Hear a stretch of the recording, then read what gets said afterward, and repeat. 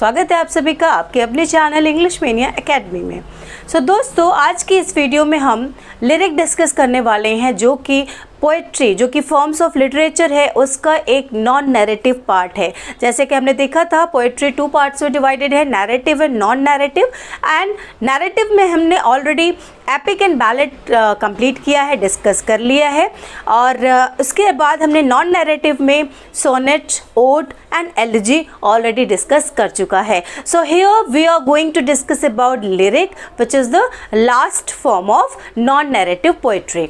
Okay, so देखते हैं lyric जो है उसे क्या कहते हैं। दिस लिरिक मीन्स हिंदी में अगर इसकी मीनिंग समझे तो गीत होता है। इसका मतलब होता है गीत, कोई भी गाना जो हम गाते हैं, जो कि डिफरेंट लाइंस होती हैं उसमें, तो उन लाइंस को क्या कहा जाता है, लिरिक्स। कोई भी गाना आप जब सीखते हैं तो उसमें क्या बोलते हैं या क्या लिखते हैं, लिरिक्स निकालते हैं, लिरिक्स लिखते हैं ना, कि भाई मुझे इसके लिरिक्स नहीं पता है। लिरिक्स मतलब लाइंस, ठीक है।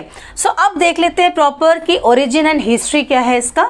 So this lyric word is derived from the Greek word lyre. ये लायर वर्ड से बना है and this lyre is an instrument. ये लायर क्या है, एक इंस्ट्रूमेंट है जो कि ग्रीक्स के द्वारा, ग्रीशियंस के द्वारा बजाया जाता था जब वो पोएम को गाते थे, जब उस सॉन्ग को वो गाते थे। वो कुछ इंस्ट्रूमेंट कुछ इस टाइप के, इस तरह का था जिसे कि बजाया जाता था जब वो इस टाइप के सॉन्ग्स को गाते थे, ठीक है। किसी भी सॉन्ग को जब वो गाते थे तो इस इंस्ट्रूमेंट को बजाते थे, जिसे कि लायर कहा जाता था, और इसी के नाम पे लिरिक इसका नाम पड़ा है। ओके, नेक्स्ट देखते हैं। It's a collection of verses, choruses. Verses and choruses मतलब छंद होते हैं, जो भी गीत हैं वो, और कोरसेस मतलब कि कोई ऐसा गाना जो कुछ लोग मिलके गाते हैं, एक ही टोन में, एक ही रिदम में उसे गाते हैं एक साथ, ठीक है। तो ऐसा गाना है जो कि छंदों का है, ठीक है, जिसमें बहुत सारे छंद हैं और जिसे कोरस लोग गा सकते हैं, ठीक है। और वो कैसा होता है, वो शॉर्ट होता है, छोटा होता है, नॉन नैरेटिव होता है। नॉन नैरेटिव मीन्स जिसमें कि कोई स्टोरी ना हो, ठीक है, जिसमें कोई स्टोरी ना बताया जा रहा हो, जिसमें कोई हीरो हीरोइन ना हो, जिसमें कोई भी ट्रेजेडी ना हो, कुछ भी नहीं होता है, उसमें कोई स्टोरी नहीं होती है, वो होता है नॉन नैरेटिव। सो ये लिरिक कैसा होता है, लिरिक एक ऐसा गीत होता है, एक ऐसा वर्स होता है जो कि कोरस होता है, मीन्स कि कोरस लोग उसे गा सकते हैं, गाते हैं। वो शॉर्ट होता है और नॉन नैरेटिव भी होता है।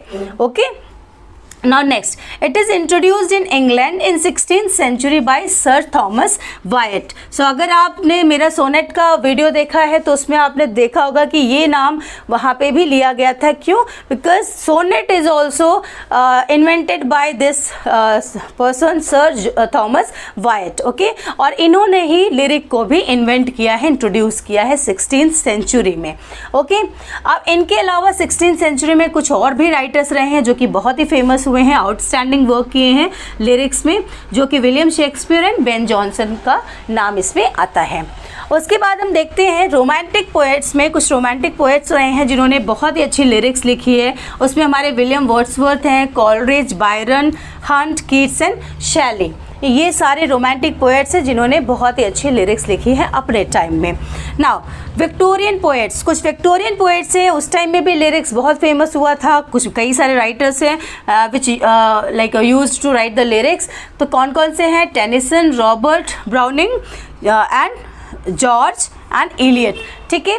सो ये सारे राइटर्स हैं जिन्होंने विक्टोरियन एज में लिरिक्स को लिखा था। सो अब आइए देखते हैं उसकी characteristics and types. So let's see its characteristics. So this lyric expresses the personal state of mind, thoughts, feelings and perception. जो लिरिक है वो एक्सप्रेस करता है क्या? पर्सनल स्टेट ऑफ माइंड को, थॉट को, फीलिंग्स को एंड परसेप्शन को।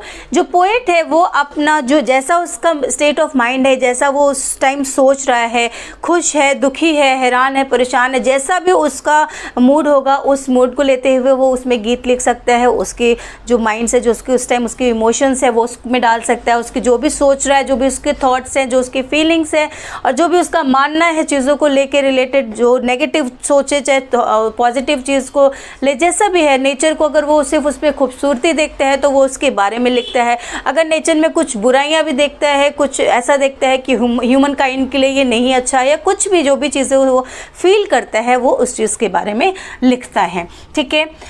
Lyric focuses on single emotion such as love, hope, despair, grief, devotion, friendship और पैट्रियोटिज्म।